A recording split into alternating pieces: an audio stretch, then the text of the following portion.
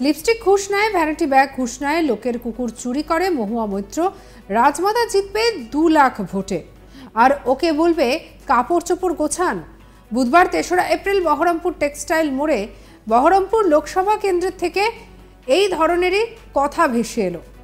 যেটা জানা যাচ্ছে যে বিজেপি প্রার্থী নির্মল সাহার সমর্থনে বিজয় সংকল্প সভা করা হয়, আর সেই সভা থেকে ভেসে আসলো এমন কথা। কে বলেছেন সে কথা সেটাও আপনাদেরকে বলবো। তবে আমরা জানি যে কৃষ্ণনগর লোকসভা কেন্দ্রটি বর্তমানে অন্যতম রাজনৈতিক মহলের আলোচনার জায়গা, আর এই আলোচনার জায়গাতে এবারে এমন কথা বললেন শুভেন্দু অধিকারী। এই আসনে তৃণমূল প্রার্থী করেছে লোকসভা থেকে বহিষ্কৃত তৃণমূল সাংসদ মহুয়া মৈত্রকে, আর বিজেপি প্রার্থী করেছে রাজমাতা অমৃতা রায়কে। এমনকি দলীয় প্রার্থী অমৃতা রায়কে ফোন করে আস্থা জুগিয়েছেন খোদ দেশের প্রধানমন্ত্রী নরেন্দ্র মোদী। আর এরপর শুভেন্দু অধিকারীও বহরমপুর তার সভায় তুলে আনলেন সেই মহুয়া মৈত্র প্রসঙ্গ। মহুয়া মৈত্রের বিরুদ্ধে লিপস্টিক ঘুষ নেওয়া, ভ্যানিটি ব্যাগ ঘুষ নেওয়ার মতো অভিযোগ তুলে ফের মনে করিয়ে দেন লোকসভায় ঘুষ নিয়ে প্রশ্ন তোলার বিষয়টি। কি বলছেন বিরোধী দলনেতা শুনবো।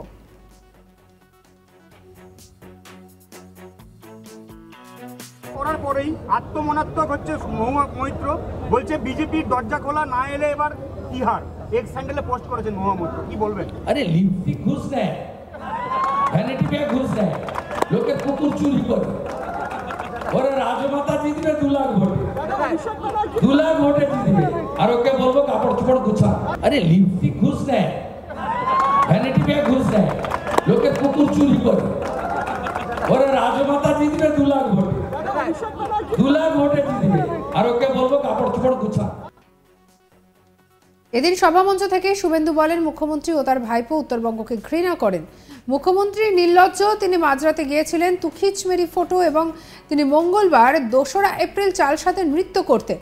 চালসাতে সেখানে তিনি খোলা আকাশের নিচে মানুষ বাস করছে, আমার অনুরোধ, ওখানকার রোটারি ক্লাব ফল কাপড় দিয়েছে, আজকে একটা এনজিও 1000 মশারি দিয়েছে। মুখ্যমন্ত্রী কালকে নেচেছে সেখানে। আর মুখ্যমন্ত্রী ভোটের আগে চার্চে গিয়ে খ্রিস্ট ধর্মের লোকেদেরকে উস্কানি দিয়ে এসেছে, সেখানে তিনি বক্তৃতা রেখেছেন। বিশপকে পাশে বসিয়ে তার মধ্যে ভারতীয় জনতা পার্টিকে আক্রমণ করেছেন। এই মুখ্যমন্ত্রী বিভাজনের রাজনীতি করেন। এই মুখ্যমন্ত্রীর জন্যই সিএএ বিকৃতি করে এনআরসির নাম দিয়ে একটা 1000 দুয়ারি ট্রেন, হেরিটেজ স্পেস, ভগবানগোলায় আগুন লাগিয়ে দেওয়া হয়েছিল। আর আপনারা কেন তাড়াতাড়ি ভুলে যান এসব কথা? কেন ভুলে যান বেলডাঙ্গার রেজিনগরের স্টেশন জ্বালিয়ে দেওয়ার কথা? কি বলছেন শুভেন্দু অধিকারী, শুনবো। মুখ্যমন্ত্রী এবং তার ভাইপো উত্তরবঙ্গকে ঘৃণা করেন। মুখ্যমন্ত্রী একটা নির্লজ্জ, তিনি মাঝরাত্রে গেছিলেন তুখিচ মেরি ফটো তোলার জন্য ময়নাগুড়ি জলপাইগুড়ি, এবং তার কালকে তিনি ওখানে চালসাতে নৃত্য করেছেন। যখন 1,500 থেকে 2,000 লোক খোলা আকাশের নিচে রাত্রি যাপন করছে, আমার অনুরোধে রোটারি ক্লাব সেখানে পেশেন্টদেরকে কাপড় দিয়েছে, ফল দিয়েছে। আজকে একটা এনজিও 1000 মশারি দিয়েছে, সেখানে মুখ্যমন্ত্রী কালকে নেচেছেন। আর মুখ্যমন্ত্রী ভোটের জন্য চার্চে গিয়ে খ্রিস্ট ধর্মের লোকেদেরকে উস্কানি দিয়ে এসেছেন। চার্চে গেছেন, প্রেয়ার সবাই করতে পারে, আমরাও মনে করি যে কোনো ধর্মীয় স্থান প্রত্যেকটা নিজ নিজ ধর্মের লোকের কাছে পবিত্র জায়গা, কিন্তু সেখানে তিনি বক্তৃতা করেছেন বিশপকে পাশে বসিয়ে, এবং নাম না করে ভারতীয় জনতা পার্টিকে আক্রমণ করেছেন। এই মুখ্যমন্ত্রী বিভাজনের রাজনীতি করেন। এই মুখ্যমন্ত্রীর জন্যই সিএএ কে বিকৃত করে এনআরসির নাম দিয়ে 1000 দুয়ারি এক্সপ্রেস, একটা হেরিটেজ ট্রেন, তাকে জিয়াগঞ্জে আগুন লাগিয়ে পোড়ানো হয়েছিল। আপনারা কেন এত তাড়াতাড়ি ভুলে যান এসব কথা? কেন ভুলে যান বেলডাঙ্গা রেজিনগরের স্টেশন জ্বালিয়ে দেওয়ার কথা? এর জন্য দায়ী এই মুখ্যমন্ত্রী। মঙ্গলবার সাংবাদিক সম্মেলনে বুধবার বিজেপি সভায় শুভেন্দু অধিকারী আসার প্রসঙ্গে অধীর চৌধুরী বলেন যে গিরগিটির মতো রং পরিবর্তন করে আমাকে হারাতে না পারলে রাজনীতি ছেড়ে দেব বলেছিলাম। আর এদিকে এই প্রসঙ্গে শুভেন্দু অধিকারীর প্রতিক্রিয়া, যে আমি এসেছিলাম বলেই 4 লক্ষ মার্জিনে 78,000-এ নেমে গিয়েছে, আমি এসেছিলাম বলেই ওই রকম পচা মাল দাঁড়িয়েছিল তৃণমূল থেকে, কান্দির একটা পচা মাল। ডাকাত বলে যে 2 ভাই কে?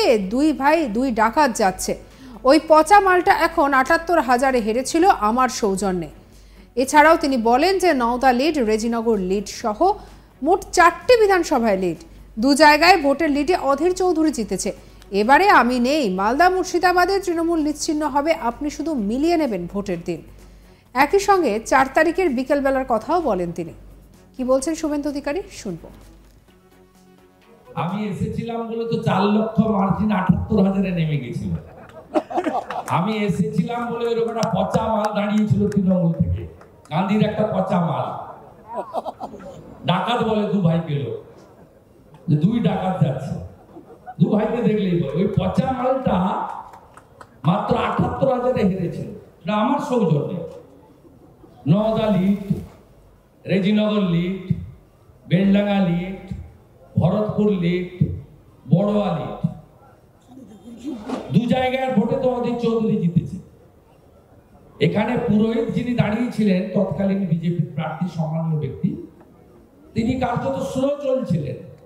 এবং আমি মনে করি ভারতীয় জনতা পার্টি কর্মীরা ভোট দিয়েছে বিজেপি প্রার্থীকে, যে সনাতনীরা শক্তিপুর থেকে সর্বাঙ্গপুর, তাদের ভোটে উনি জিতেছিলেন, বলেছিলেন আমি মসিয়া। এখানে তৃণমূলের যে গুন্ডারা আছে, মান্নান হোসেন ছেলে, ওটা অধীর চৌধুরীর ভাষায় বলি, মান্নান সাহেবের ছেলেরা যারা গুন্ডারা আছে, তাদেরকে আমি উঠে দেব। তাই মানুষ ওনাকে ভরসা করে ভোট দিয়েছিলেন। আর এবারে আমি নেই, মালদা মুর্শিদাবাদে তৃণমূল নিশ্চিহ্ন হবে, আপনি শুধু মিলিয়ে নেবেন ভোটের দিন। আপনার সঙ্গে 4 তারিখে বিকেল বেলা কথা হবে। আর এদিনের সভা থেকে তিনি বলেন, যখন জ্যোতিপ্রিয় মল্লিক এসএসকেএমে ছিলেন, চিকিৎসার জন্য সবথেকে বেশি সুবিধা পেয়েছেন। ইডির বিশেষ আদালতে পর্যবেক্ষণে বলেন যে সবাই জানে উডবার্ন ওয়ার্ড মানে তৃণমূলের যত অভিযুক্ত চোর ডাকাতের আশ্রয়স্থল। পিজির ডাক্তারবাবুরা, বিশেষ করে সুপার সহ, এরা অপরাধী, সেটা সবাই জানে। আপনারা জানেন যে মমতা ব্যানার্জির বাড়ির যিনি ডাক্তার, তিনি একজন এমএলএ। তিনি ভাইপোর কুকুরকেও ডায়ালিসিস করার জন্য ওখানে পৌঁছে গিয়েছিলেন। এই ভাষাতেই কটাক্ষ করেন তিনি। কি বলছেন শুভেন্দু অধিকারী, শুনবো। সবাই জানে উডবার্ন ওয়ার্ড মানে তৃণমূলের যত টেন্টেড এবং যত অভিযুক্ত চোর ডাকাতদের আশ্রয়স্থল, এটা সবাই জানে। উডবার্ন ওয়ার্ড বিতর্কিত এবং পিজির ডাক্তারবাবুরা একটা বড় অংশ, বিশেষ করে সুপার সহ, এরা যে অপরাধী এটা সবাই জানে। এবং আপনারা জানেন যে মমতা ব্যানার্জির বাড়ির একজন ডাক্তার, যিনি এমএলএ, তিনি ভাইপোর কুকুরকে পর্যন্ত ডায়ালিসিস করতে ওখানে নিয়ে গেছিলেন। ডক্টর বিধানচন্দ্র রায় যা যা করে দিয়ে গেছিলেন তার সঙ্গে রাখুন আজ তাক বাংলাকে, সাবস্ক্রাইব করে নিন।